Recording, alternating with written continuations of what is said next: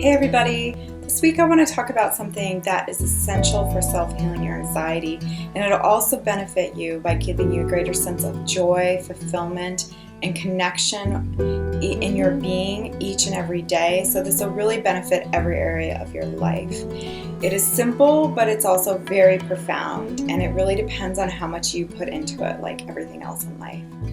So what I'd like you to do is just to reflect on these questions and just see, really where you're at. And it can be where you're at in this moment and then just in general. So how do you feel right now? How full do you feel, or how empty do you feel?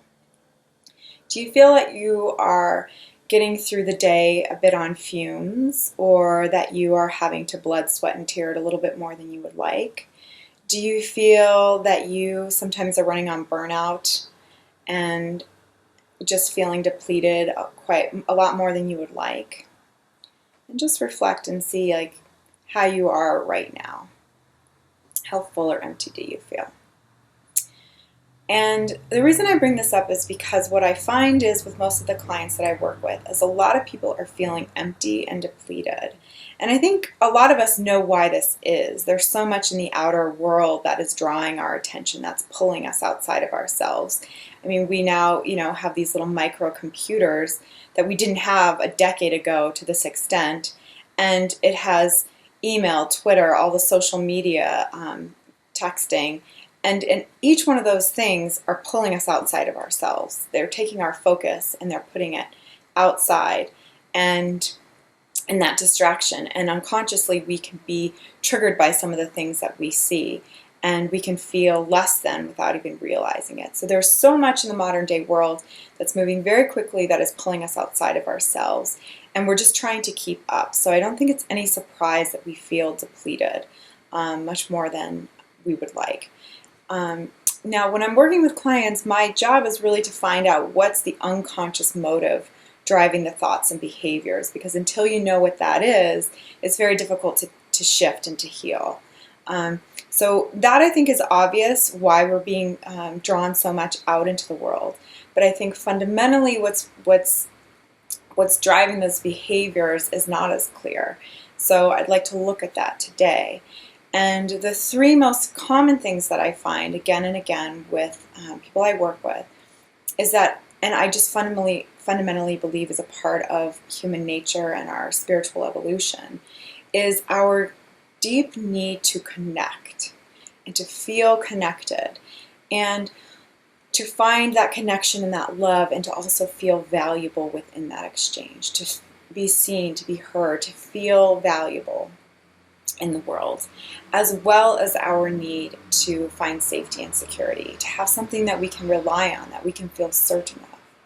Now, this is where I believe this is really a fundamental challenge for us, because the reality is that the outside world is always in flux. The world of form is always changing. So even if you have a profound connection with a loved one or your partner, you have a great relationship, one week you might just be in total flow, and the next week you might not. And it's not because that person doesn't want to connect with you.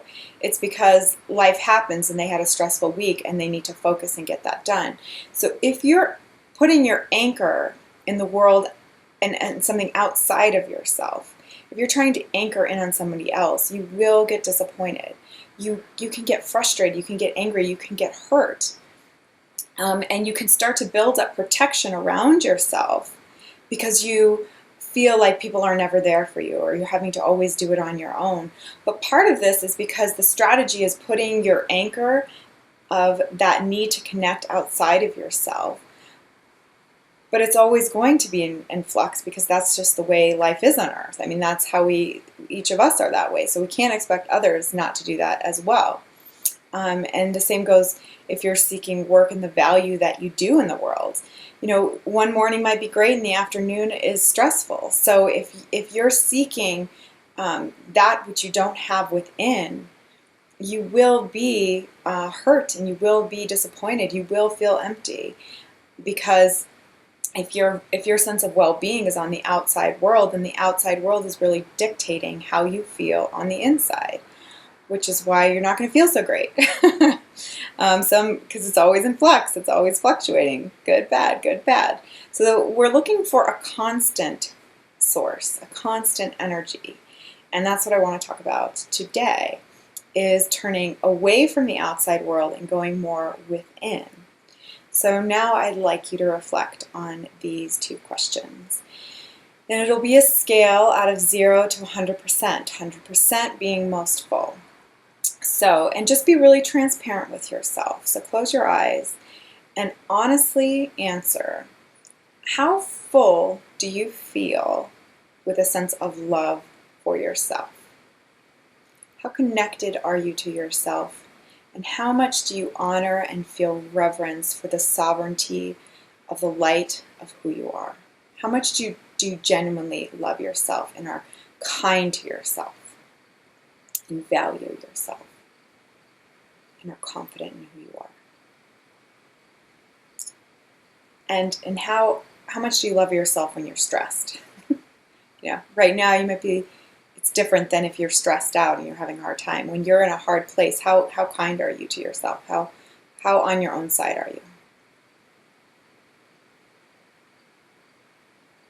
And then the second question is, how connected are you to your source?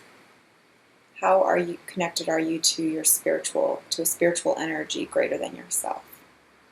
And what I mean by this is, most of the people I work with, and I've been in the healing arts for almost 20 years, and most people tend to have a feeling that there's a love and a source greater than ourselves. And that's really what this video is about. So I am going to be speaking about that today.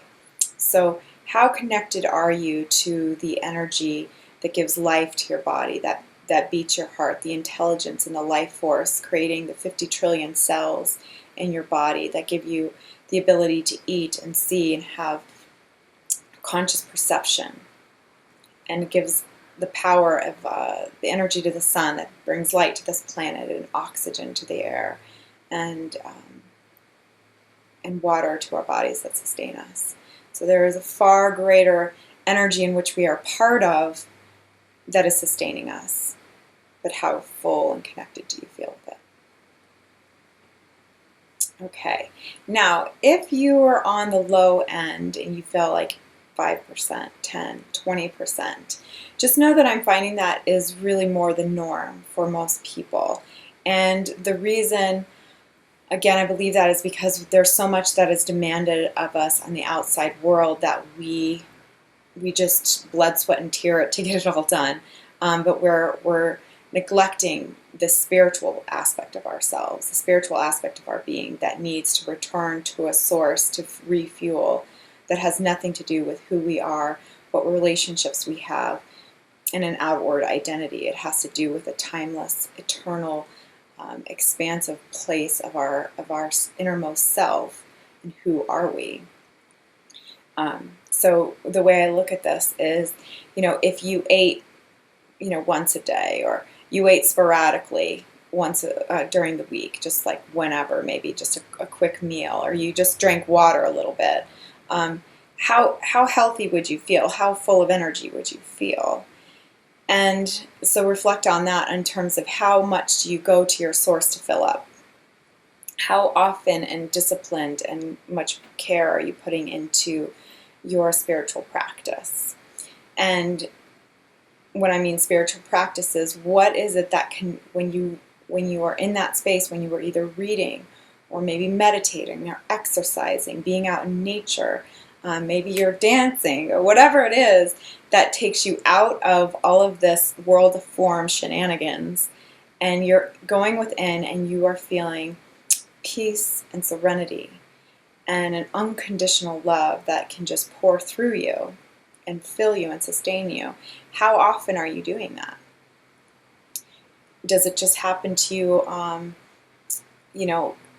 every once in a while and you just get filled then, or do you actively go inward and create that space and that time? So my invitation to you is, if any of this is resonating and you would like to try to shift your life, because imagine if you're at 20% full or 10% full and you get up to 50, 70, 90% full. How might your life feel different then? How might it be in your interactions with other people if you're not needing something from them, but rather you're showing up in a full heart space with them? And if you're bringing something into the world and you're doing something and you're doing so from a place of truth and center and connection, where you're not needing people to affirm your sense of value, but you already have that within. So if this resonates for you, I would invite you to do a 30-day focus where you make sure that you have time every day to tap in to a love and a wisdom far greater than yourself and whatever it is that brings you joy. Have non-negotiable self-care time for the most sacred relationship that you can have with yourself and with the life that has created you. And, because this is personal for everyone, it's really open. So I'm not going to give too much guidance on this. Just follow your intuition. What is it that lights you up? Now, if you're struggling and you're like, well, I don't really know what I love and where I'm fed, that's okay. That's normal for anxiety because the nervous system is very tuned into the outside world. So you can really be anticipating other people's needs and numbing to yourself what you need to try to fill other people. So that can really cause you to be burnt out. So if that's the case for you, just know that is 100% okay. And that this is an essential first step for the self-healing process, is just to explore this month, what do you love? What does fill you up? What books just nourish your soul and make you come alive? Are there interviews? Are there teachers that just fill you up? And to really spend more time in that and a lot less time in, surfing the web in ways that actually don't fulfill you and they don't fill you with strength and certainty and love and clarity. So do that for a month, and then once you find it, the following month, really dedicate time to doing that.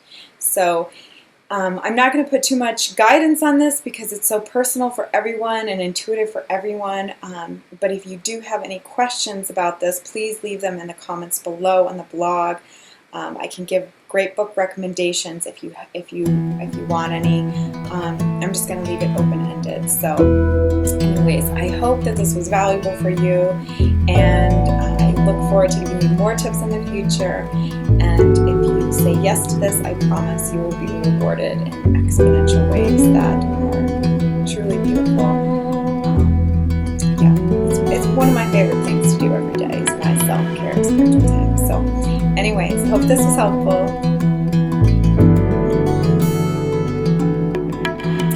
Have you ever wondered why you have anxiety and others don't? I am on a bit of a mission to help people understand that anxiety is not a mistake of the body. You have anxiety for a reason. You're not weak, there's not something wrong with you, but there is unresolved stress trapped in your body and your mind that is keeping you on a habitual pattern that is triggering your body to biologically respond with increased stress hormones. So if you've ever been curious to understand what is the core root and problem of why you have anxiety and you want to change your life by addressing the source, I recommend checking out my book on Amazon, The Anxiety Solution.